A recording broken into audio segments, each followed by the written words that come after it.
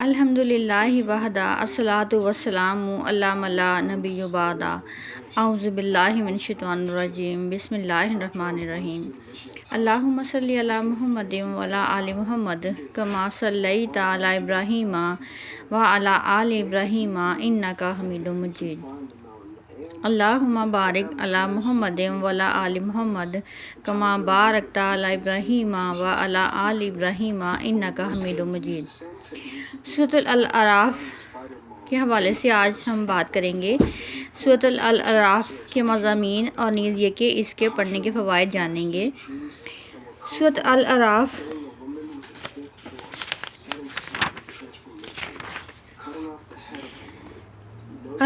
سے یہ مراد ہے جو کہ ایک لفظ عرف سے نکلا ہے جس کا معنی ہے بلندی۔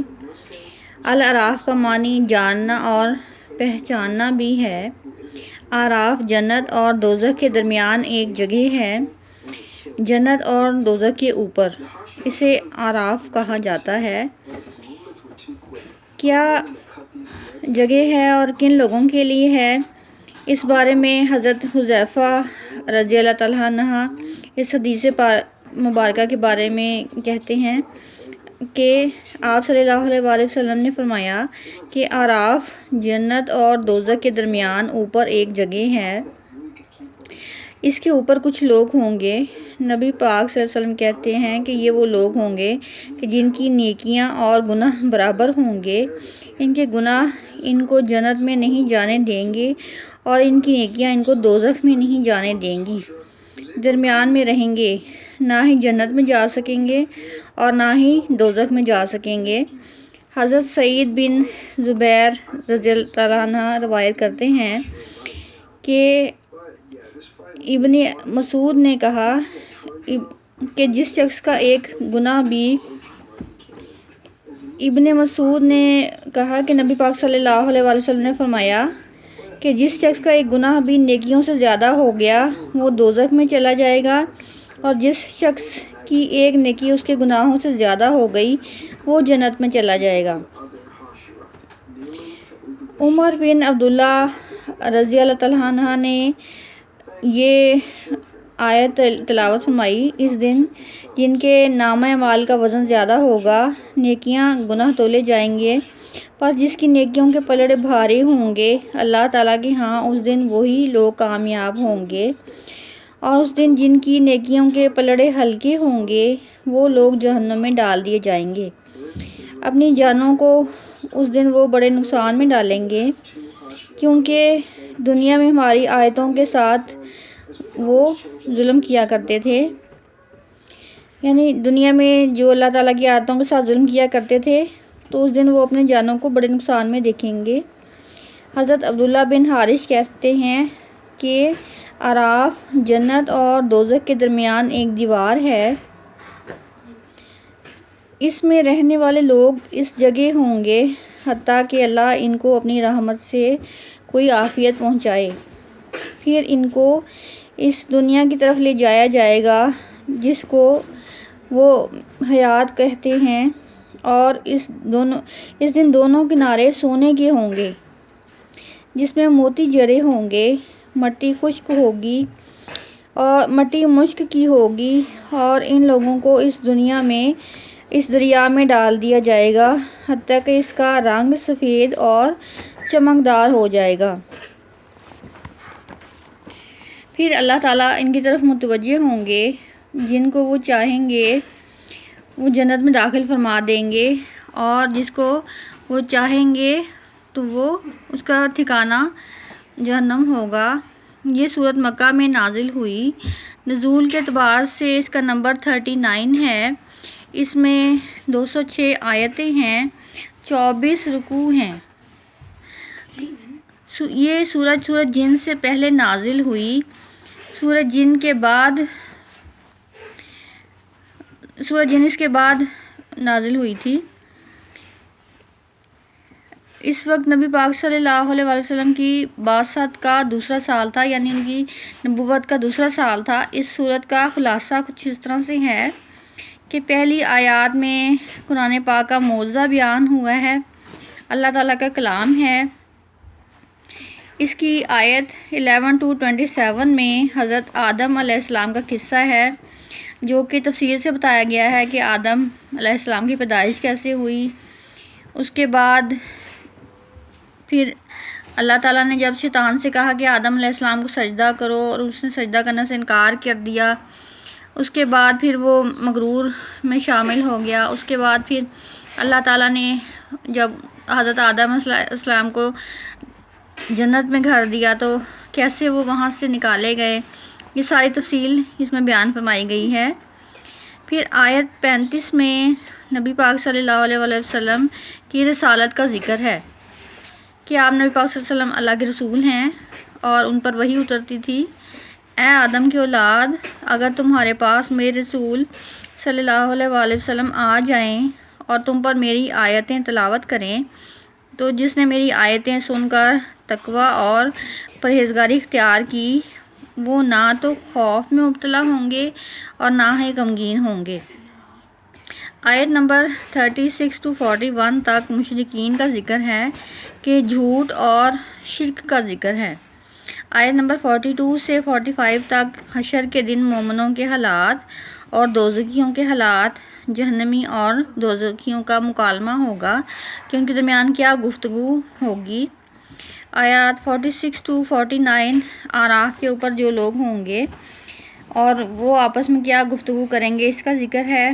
پھر آیت نمبر 53 to 58 میں اللہ تعالیٰ نے اپنی وحدانیت کا ذکر فرمایا ہے، جو اولاد آدم سے لے کر نبی پاک صلی اللہ علیہ وآلہ وسلم تک جو نعمتیں اللہ تعالیٰ نے نازل فرمائی ہیں، اللہ تعالیٰ ان نعمتوں کا ذکر کریں گے۔ آسمان اور زمین کو اللہ تعالیٰ نے کتنے دنوں میں بنایا؟ 6 دنوں میں اللہ تعالیٰ نے بنایا تھا۔ 7 آسمان اور 7 زمینیں 6 دنوں میں بنائی تھیں۔ پھر چاند، ستارے، زمین میں پھلوں پھولوں کا اگنا، ان سب نعمتوں کا اللہ تعالیٰ ذکر فرمائیں گے اور انسان سے حساب لیا جائے گا کہ اس نے کتنا شکر ادا کیا۔ آیت 53 to 58 میں اللہ تعالیٰ کی نعمتوں کا ذکر ہے، پوچھا جائے گا کہ تم نے میری نعمتوں کی کتنی قدر کی ہے۔ پھر آیت نمبر 49 سے 71 میں پچھلے نبیوں کا ذکر ہے۔ آیت نمبر 49 سے 171 تک پچھلے نبیوں کا ذکر ہے۔ حضرت نوح نے توحید کا پیغام دیا، لوگوں پر اللہ کا عذاب آ گیا تو وہ سیلاب آیا اور اس میں سب لوگوں کو بہا کر لے گیا۔ یہ حضرت نوح علیہ السلام کی پیروی نہ کرنے والے لوگوں کا انجام ہوا تھا۔ پھر حضرت ہود علیہ السلام کا ذکر آیا کہ ان کی قوم پر جب عذاب آیا تو وہاں پر بہت ہی صحت مند اور دیو ہیکل قسم کے انسان تھے، جو کہ اپنے قدم زمین پر رکھتے تھے تو ان گھٹنوں تک زمین پر ان کی ٹانگیں چلی جاتی تھیں، نیز یہ کہ وہ اتنا بڑا سا رکھتے تھے جتنا کہ آج کل کے انسانوں کا قد ہے۔ مگر جب انہوں نے للکارا اللہ کے عذاب کو تو اللہ تعالیٰ نے طوفان کو زمین کے نیچے سے بھیجا اور زمین پر بیٹھے ہوئے ان دیو ہیکل انسانوں کو زمین پر ہی پٹک دیا۔ مصر کے اندر قوم ہود کے لوگوں نے کے ڈھانچے ابھی بھی موجود ہیں، اور یہ کہ آیت نمبر 73 سے 79 میں صالح علیہ السلام کی قوم کا ذکر ہے کہ اونٹنی اور جب ان کے پاؤں جب اونٹنی کا معجزہ انہوں نے مانگا تھا اور ان کی قوم نے اونٹنی کے چاروں پاؤں کاٹ دیے تھے، جس کو ہم کھر کہتے ہیں، وہ چاروں ہی کاٹ دیے تھے سازش کے ذریعے، اور حضرت صالح علیہ السلام کی قوم نے ان کی آزمائش کا اور ان کے معجزے کا یہ صلہ دیا تھا تو اللہ تعالیٰ نے ان پر بھی عذاب بھیجا۔ پھر حضرت لوط علیہ السلام کی قوم پر عذاب بھیجا، جو کہ غیر انسانی حرکات کرتے تھے، اللہ تعالیٰ نے ان کو نیست و نابود کر دیا۔ پھر شعیب علیہ السلام کی قوم کا ذکر ہے، آیت نمبر 103 سے 171 تک، جو کہ ماپ تول میں کمی کرتے تھے۔ پھر حضرت موسیٰ علیہ السلام کی قوم کا ذکر ہے کہ فرعون کے جادو پر جب غالب آ گئے اور انہوں نے اپنا سانپ پھینکا، اور پھر جادوگروں کا سارا ذکر ہے کہ انہوں نے اللہ تعالیٰ کی توحید کو پہچانا تھا۔ پھر بنی اسرائیل پر فرعون کی وجہ سے عذاب آیا، اور یہ تمام تفصیل موجود ہے۔ پھر آخری جو آیات ہیں 186 سے 182، اس میں پہلے قوموں پر جو عذاب آ گئے تو اللہ تعالیٰ نے ان کو نشان عبرت بنا دیا تھا۔ سورۃ الاعراف کو پڑھنے کے کچھ فوائد ہیں۔ حضرت حذیفہ رضی اللہ تعالیٰ عنہ فرماتے ہیں کہ اصحاب الاعراف وہ لوگ ہیں جن کی نیکیاں بھی ہوں گی اور گناہ بھی ہوں گے۔